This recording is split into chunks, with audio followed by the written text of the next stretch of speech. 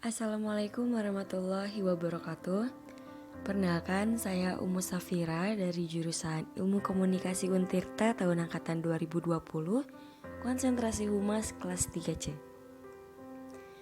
Di sini saya akan membahas tentang perubahan perilaku masyarakat dalam mata kuliah Komunikasi Perubahan Sosial dengan dosen pengampu yaitu Ibu Neka Fitria. Perubahan sendiri memiliki definisi yaitu keadaan yang berubah, di mana keadaan yang sekarang tidak akan sama dengan keadaan yang akan datang. Nah, yang harus dapat kita ketahui yaitu perilaku manusia dikelompokkan menjadi perilaku wajar, perilaku dapat diterima, perilaku aneh, dan perilaku menyimpang yang terjadi akibat faktor terjadinya perilaku menyimpang. Semua perilaku manusia ini dapat kita pelajari dalam antropologi, sosiologi, ekonomi, psikologi, dan kedokteran. Perilaku sosial merupakan perilaku yang ditunjukkan khusus untuk orang lain meskipun dengan kondisi sosial yang sama. Seseorang akan bertindak dengan cara merekanya masing-masing. Lantas, apa yang dimaksud dengan perubahan perilaku? Perubahan perilaku merupakan proses perubahan yang dialami manusia berdasarkan apa yang telah dipelajari, baik itu dari peran antara keluarga, teman, lingkungan, atau dari diri mereka sendiri. Proses perubahan tersebut sangat ditentukan oleh kondisi dan kebutuhan setiap individunya. Dan menurut Skinner, bahwasannya perilaku merupakan respon atau reaksi seseorang terhadap stimulus atau rangsangan dari luar. Perilaku ini terjadi melalui proses adanya stimulus terhadap organisme, kemudian organisme tersebut merespon. Maka dengan itu teori ini disebut dengan teori SOR, yang merupakan stimulus organisme respon. Berikutnya terdapat bentuk-bentuk perubahan menurut WHO yang dikelompokkan menjadi 3 bagian, yaitu perubahan alamiah, yang biasanya disebabkan oleh kejadian alamiah, contohnya seperti pertumbuhan pada manusia dari balita hingga lansia. Yang kedua yaitu ada perubahan terencana, terjadi karena direncanakan sendiri oleh subjek, contohnya seperti seorang pengangguran yang ingin terus berusaha untuk menjadi seorang wirausahawan. Yang ketiga yaitu ada kesediaan untuk berubah yang biasanya disebabkan oleh adanya inovasi dalam masyarakat.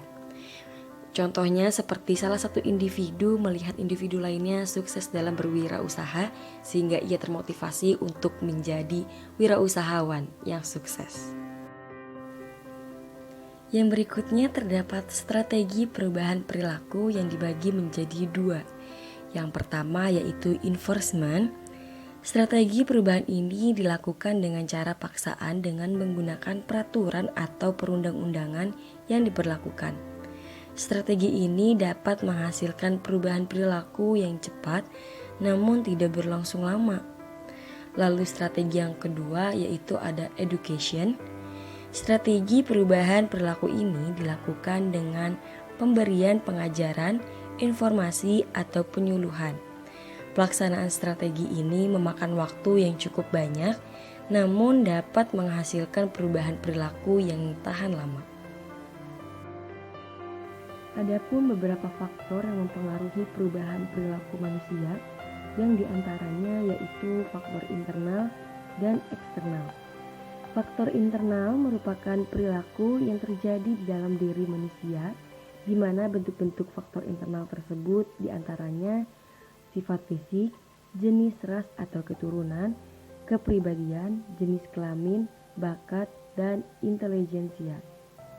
Lalu, faktor eksternal merupakan pemicu perubahan perilaku manusia yang terjadi di luar diri manusia, di antaranya seperti pendidikan, agama, kebudayaan, lingkungan, dan contoh dari adanya perubahan perilaku manusia dapat kita lihat perilaku manusia dalam kehidupan kita sehari-hari dari waktu ke waktu.